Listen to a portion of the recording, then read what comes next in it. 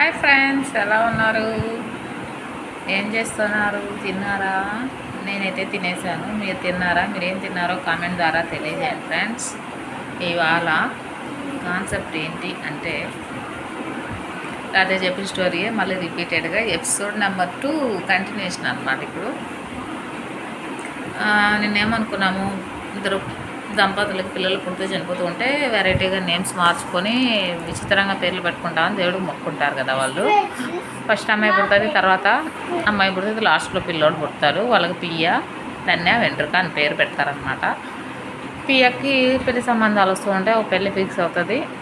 వాళ్ళ హస్బెండ్కి ఇన్విటేషన్లో పేరు మారిపోద్ది. పియ్య పేరు అనేది తెలియదు కదా.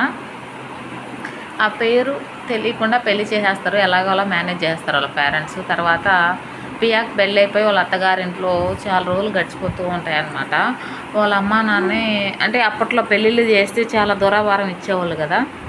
పియా వాళ్ళ అత్తగారింటికి వెళ్ళిందే కానీ మళ్ళీ రాలేదన్నమాట. మ్యారేజ్ అయినాక రాకపోకల తర్వాత వాళ్ళ అమ్మ వాళ్ళని చూసి చూడాలని బెంగగా ఉందని చెప్పేసి వాళ్ళ హస్బెండ్కి చెప్తుంది అనమాట. ఏమండి మా అమ్మ వాళ్ళని చూసి చాలా రోజులైంది, మా అమ్మల్ని చూసి వస్తారా అని. అప్పట్లో దూరాభారం ఇచ్చిన వాళ్ళని అల్లుడే ఇంటికి వచ్చి అత్త వాళ్ళని చూసేవాడు అనమాట. అమ్మాయి కూడా వచ్చేది కాదు, అప్పట్లో అలా ఉండేది.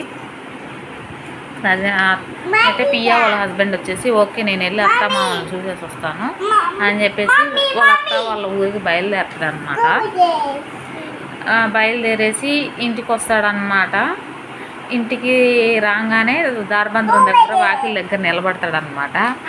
ఆ నిలబడంగానే వాళ్ళ అత్తగారు వాళ్ళ అల్లుని చూసిన వెంటనే తన్నే నీళ్ళు ఎత్తుకురా అని అంటదనమాట.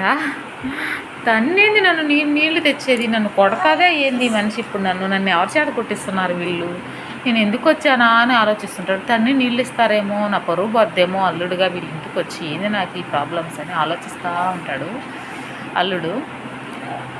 నా ఇంట్లోకి వస్తాడన్నమాట. తన్నే అంటే వాళ్ళ మరదలు తీసుకొచ్చి వాటర్ ఇస్తుంది.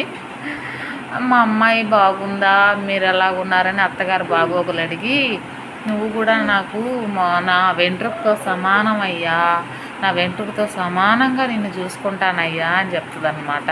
ఈయనకి వీళ్ళ నేమ్స్ తెలియదు కదా, ఆలోచిస్తుంటాడు. మరీ కోపం ఎక్కువైపోద్ది అల్లుడికి. వెంట్రుకతో సమానం ఏంటి నన్ను చూసేది, నేను వెంట్రుకనా అని ఆలోచిస్తూ ఉంటాడు. ఇక్కడి నుంచి వెళ్ళిపోవాలి నేను ఇప్పుడని ఆలోచిస్తూ ఉంటాడు.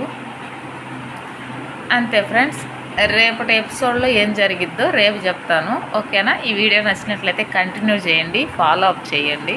కామెంట్ ద్వారా మీకు నచ్చిందా లేదా కామెంట్ ద్వారా తెలియజేయండి ఫ్రెండ్స్. ఈ వీడియో నచ్చినట్లయితే లైక్ చేయండి, షేర్ చేయండి, కామెంట్ చేయండి ఫ్రెండ్స్. బాయ్.